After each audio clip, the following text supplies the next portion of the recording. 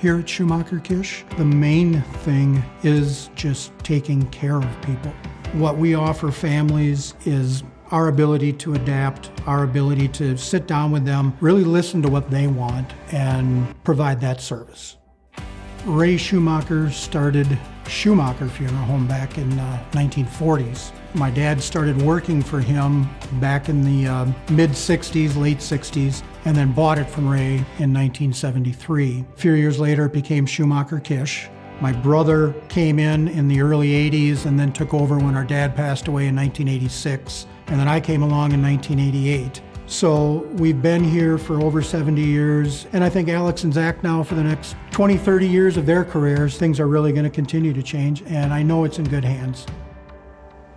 We're a full service funeral home, so we do traditional services as far as like open casket with a burial. We do have our own crematory, so you call us one time and we're gonna handle all of it for you.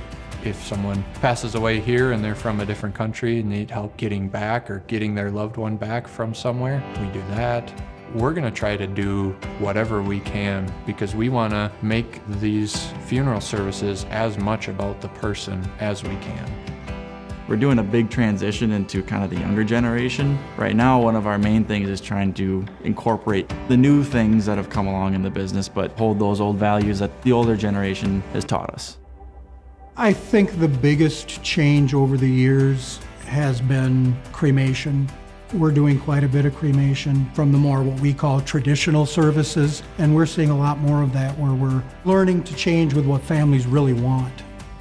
From time to time, we offer what we call lunch and learns or seminar events where we have guest speakers come in and talk about different topics about planning ahead with the ultimate goal of sitting down and walking through a planning guide for them and helping them get all their wishes and everything organized ahead of time. A lot of times, folks, when it comes to advanced planning, they come in, they think this is going to be kind of weird or awkward, and you sit them down and you walk them through everything, and then before you know it, you go, here you go, you're done, you're all set, here's your funeral documents, and they go, what? That's it? That was painless. I'm so happy that I actually sat down and got this organized. It's kind of a big weight and slipped it off my shoulders, and that never gets old.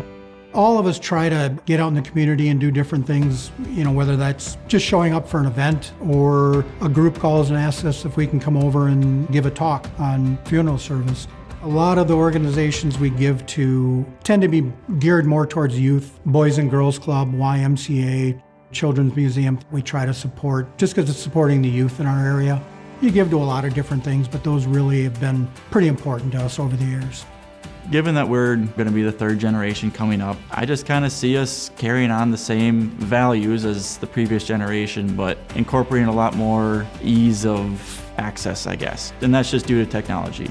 At the end of the day, we are a business, but the business is trying to help people. We're going to take care of you from the very beginning to the very end, and even from then on, too.